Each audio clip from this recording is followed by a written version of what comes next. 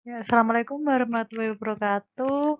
Hari ini kita mulai benar-benar yang hitungan.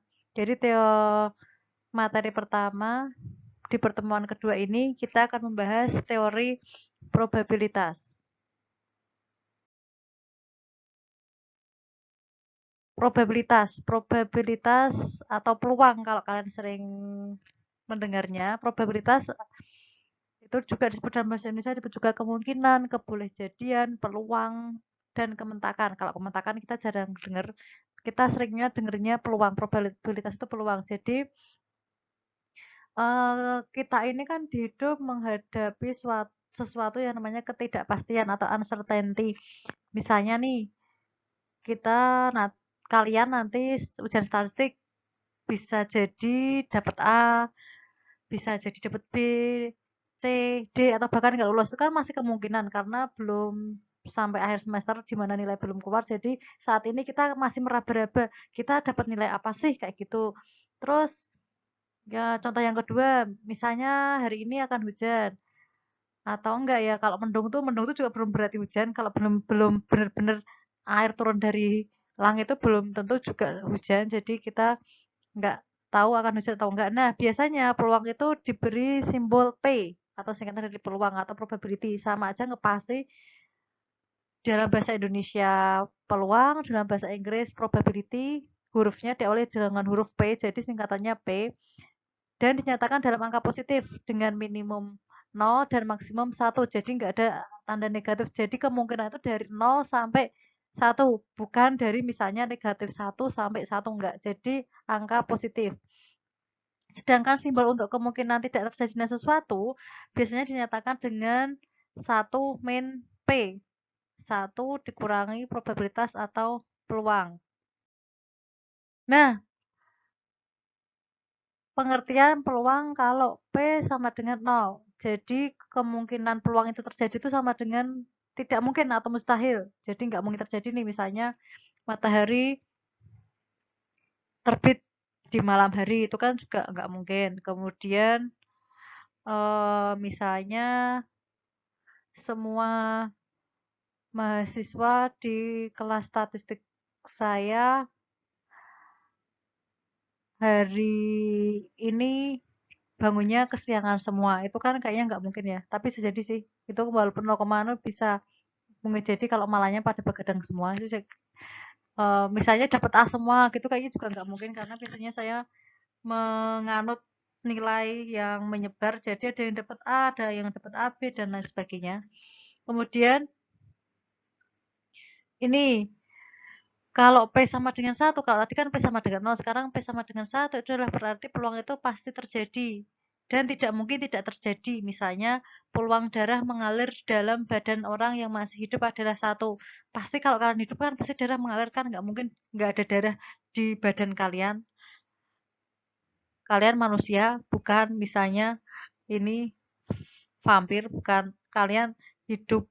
Kalian bentuknya orang tapi nggak hidup kalau vampir itu jadi darah nggak mengalir itu wajar, bisa terjadi kemungkinan tersebut. Tapi kalau kalian seorang manusia, makhluk hidup, itu peluang darah mengalir dalam badan kalian itu pasti 1. Jadi ini dalam kehidupan sehari-hari, peristiwa-peristiwa yang kita jumpai mempunyai peluang antara 0 dan 1 atau jarang yang tepat 0 atau yang tepat 1. Jadi antara dari 0 sampai 1 misalnya 0,5, 0,8, 0,91 dan lain sebagainya. Nah, kita masuk ke pengertian peluang. Peluang itu apa? Peluang adalah definisi klasik jika ini apabila dalam sebuah ruang sampel yang berisi n buah titik sampel yang equally likely dan mutual eksklusif terdapat A buah titik sampel yang menyokong suatu peristiwa A. Maka peluang terjadinya peristiwa A didefinisikan sebagai peluang A atau PA sama dengan AN. Contohnya yang pertama ini, sebuah mata uang logam atau koin yang mempunyai dua permukaan A dan B dilemparkan ke atas satu kali, maka probabilitas munculnya permukaan A atau permukaan B di atas adalah peluang munculnya A atau permukaan A itu adalah setengah. Satu kali dilempar dua sisi berarti 0,5 dan peluang munculnya B atau yang sisi muka B itu adalah setengah juga atau 0,5. Kalau dilempar ke atas jatuh kan pasti kalau muncul nggak muka A ya muka B, nggak mungkin nggak muncul kedua-duanya kecuali dia berdiri nampak tembok gitu kan dia berdiri posisi koinnya. Tapi kalau jatuh pasti kalau nggak muncul permukaan A ya permukaan B. Jadi kalau kita tambah peluang koin dilempar ke atas akan muncul permukaan kan pasti satu. Kalau nggak A ya B. Bisa kita lihat peluang A ditambah peluang B setengah tambah setengah kan hasilnya satu kan. Nah, berarti tetap akan muncul entah itu permukaan A, entah itu permukaan B. Kalau dilempar sekali muncul peluang permukaan A setengah, muncul permukaan B juga setengah.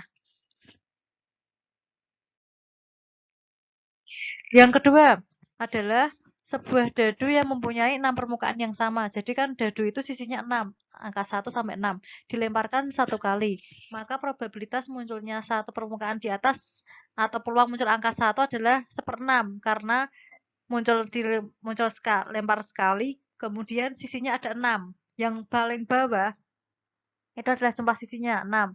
Kemudian peluang muncul angka 2 ya sama dengan 6 juga karena dilemparnya cuma sekali. Yang ketiga ini, dalam suatu permainan kita memilih sebuah kartu dari sebanyak 52 kartu bridge yang ada. Jadi kartu bridge itu ada 52 jumlahnya, terus koin ada 2 sisi, kemudian dadu ada 6 sisi, itu udah patokan ini ya, patokan resminya ya. Maka probabilitas akan terpilih A, satu kartu berwarna hitam. Jadi kan kalau di kartu itu ada warna hitam dan ada warna hitam dan merah kan. Jadi peluang warna hitam itu adalah setengahnya 26 bagi 52 atau setengah. Kemudian satu kartu king, king kan ada 4 tuh. Ada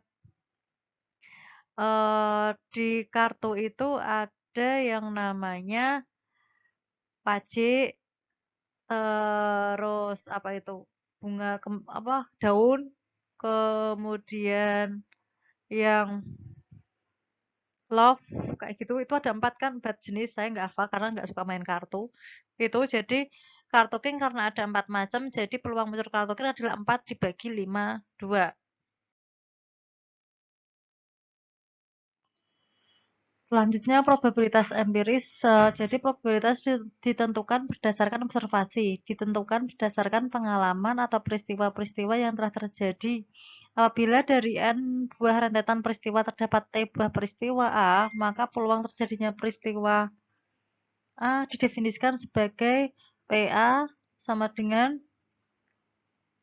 lim T bagi N atau limit T bagi N. Contoh yang pertama, dan berdasarkan pengalaman puluhan tahun lamanya di bidang kedokteran, dari 100 orang yang terkena penyakit kanker paru-paru, 99 orang meninggal.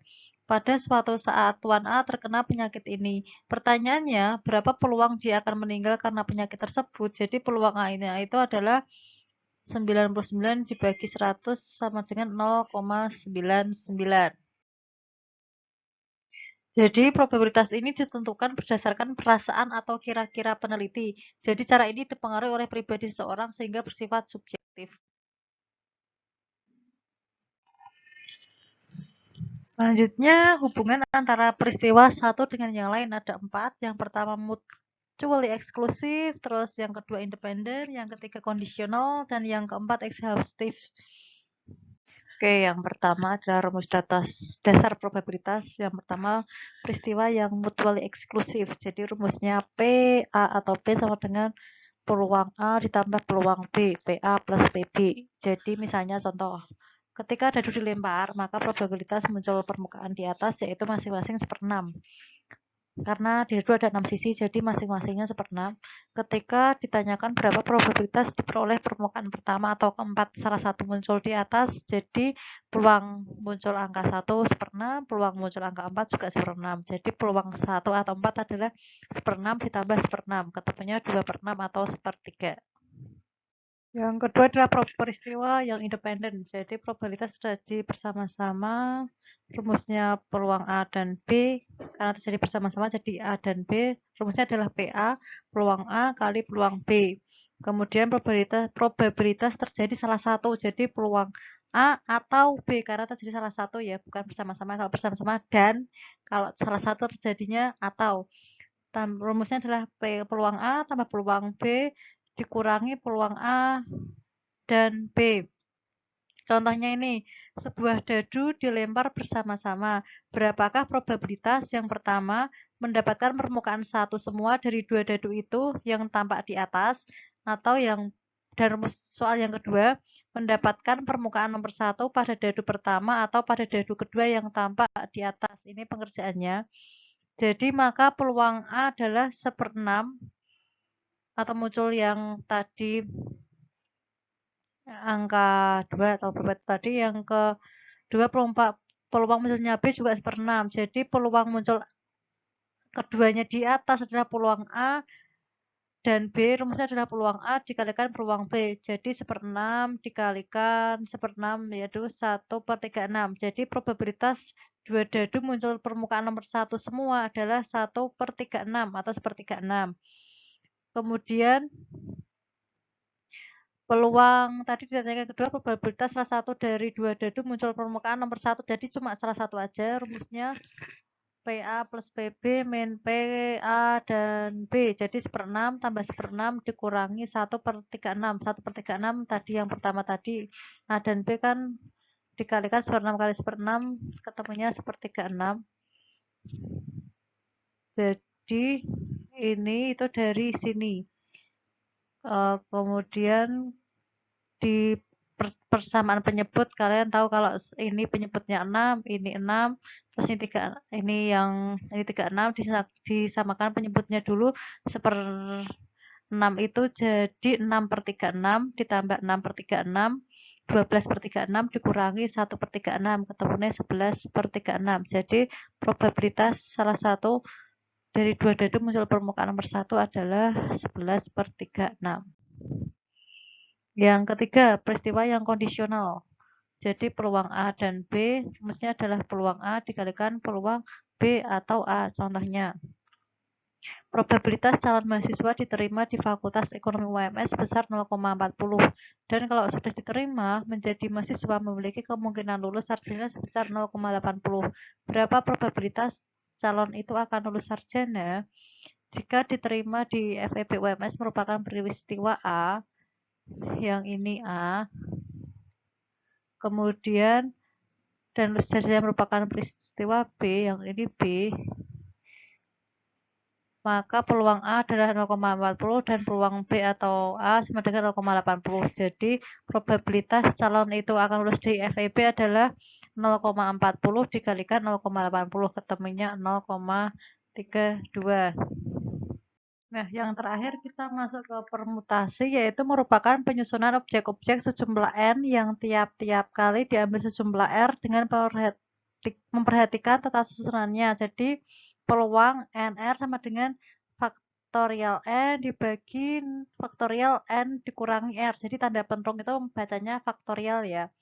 Ini ada satu contoh, misalnya ini, dari 3 orang pimpinan desa yaitu A, B, dan C, hendak dipilih seseorang kepala desa dan seseorang sekretaris desa. Bagaimanakah alternatif permutasi calon tersebut akan menduduki jabatan kepala desa dan sekretaris desa?